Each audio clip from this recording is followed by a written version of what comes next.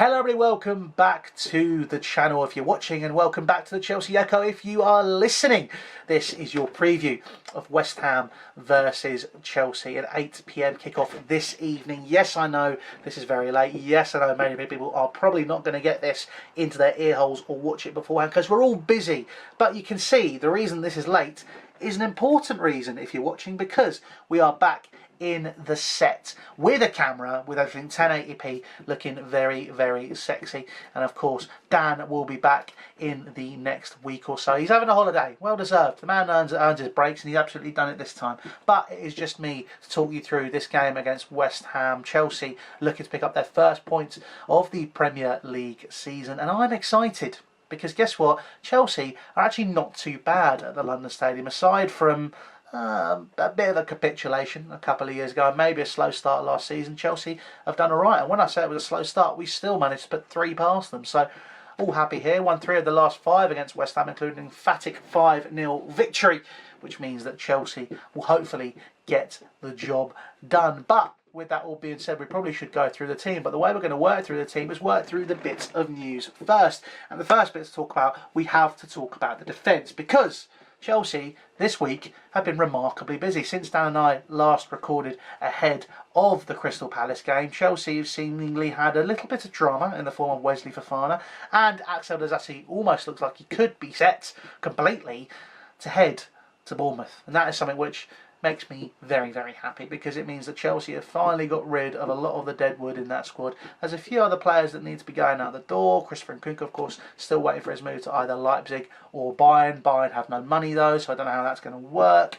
But it's going to be very interesting to see how Axel Disasi settles at Bournemouth, because Aston Villa fans were waxing lyrical the first few games, and all of a sudden it went very quiet, and that is something which I think is worth remembering, because he's not very good, if I'm being very honest.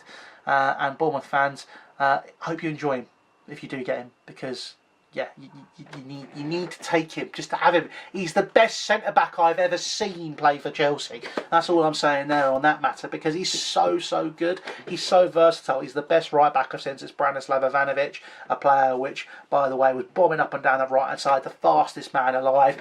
Definitely take him. Definitely. But with that being said, it looks like he's set for his move to Bournemouth, and thank God that's going to get done. And aside from that, we've got to talk about Wesley Fofana. Now, Wesley Fofana has deleted Chelsea from his bio on Instagram and most of his Chelsea related pictures.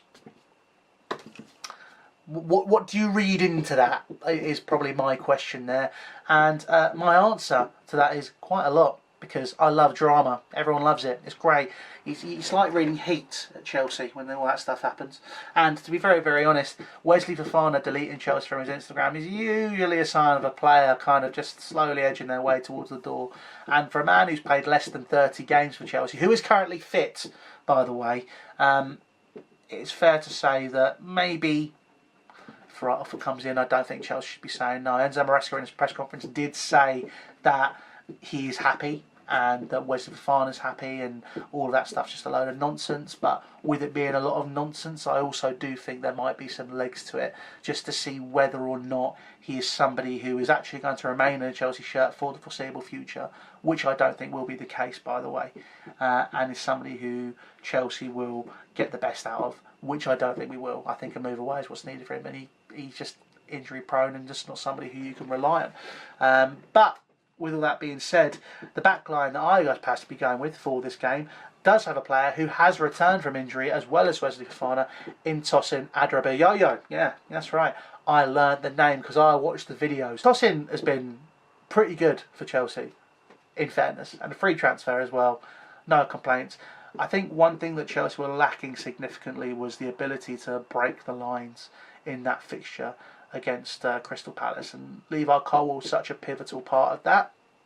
Now we've got to see who is going to be the person who's going to be breaking the lines, moving the ball forward, and Tosin's probably the second best in the squad at doing that.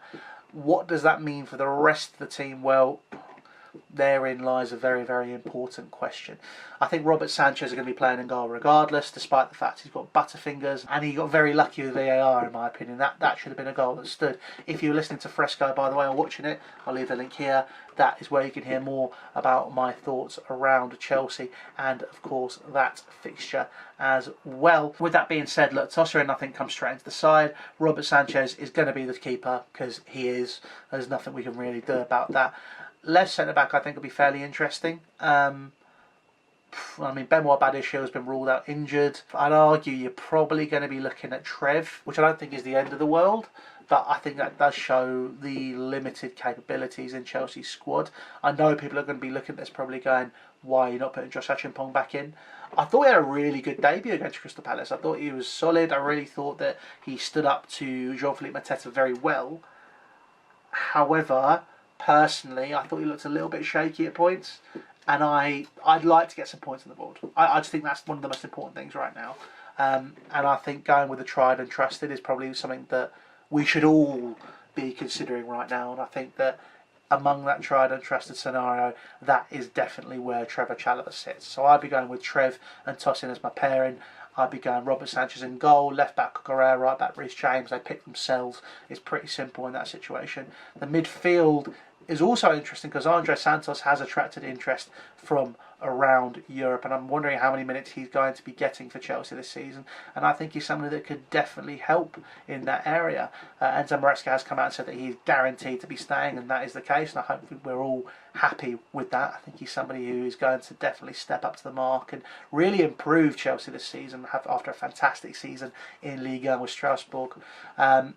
I'd be going, though, with not him starting.